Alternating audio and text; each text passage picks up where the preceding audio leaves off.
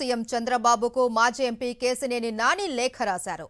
విజయవాడలో call money mafia మళ్లీ విజృంభిస్తోంది అని, ఈ మాఫియాలో ఎంపీ కేశినేని చిన్ని, ఆయన అనుచరుడు ముల్పూరి కిషోర్ పాత్ర ఉంది అన్నారు.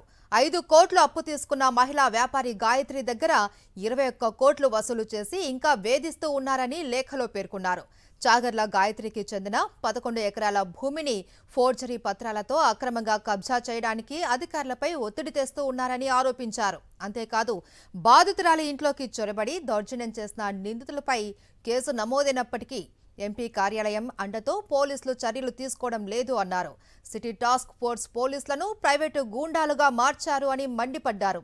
విజయవాడ ప్రజల ప్రాణాలకు భద్రత కల్పించాలి అని లేఖలో చంద్రబాబును డిమాండ్ చేశారు మాజీ ఎంపీ కేశినేని నాని.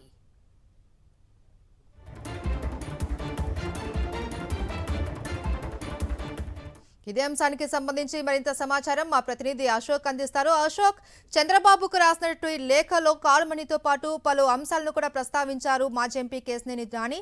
దీనికి సంబంధించి పూర్తి డీటెయిల్స్ ఏంటి?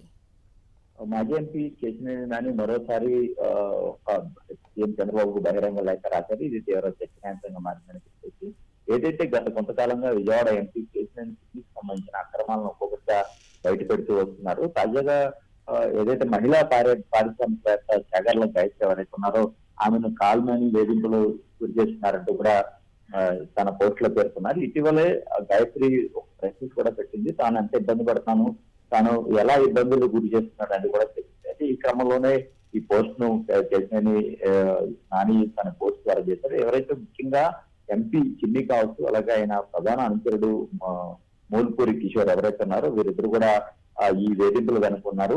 ఆమె 5 కోట్లు అప్పు తీసుకున్నప్పుడు కూడా దానికి సంబంధించి వడ్డీతో సహా 21 కోట్లు చెల్లించింది. అయినప్పటికీ కూడా ఆమెను వేధిస్తున్నారు.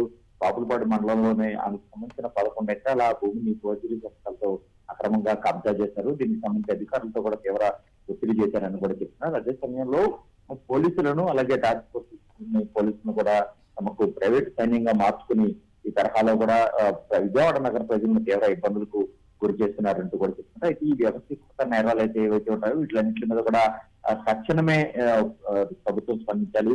చంద్రబాబు నాయుడు వీరి మీద చర్యలు తీసుకునేలాగా దీని మీద తీసుకున్నట్టు కూడా ఆయన తన లేఖలో పేర్కొన్న పరిస్థితి కూడా కనబడుతుంది. 2015లో ఇదే తరహాలో విజయవాడలో కాల్మనీకి సంబంధించిన ఏదైతే ర్యాకెట్ బయటపడిందో అప్పుడు కూడా పెద్ద తీవ్ర చర్చనీయాంశంగా ఉన్నాయి. అయితే మరొక మార్పులు చంద్రబాబు ప్రభుత్వం ఉన్న సమయంలోనే. Right, thank you Ashok.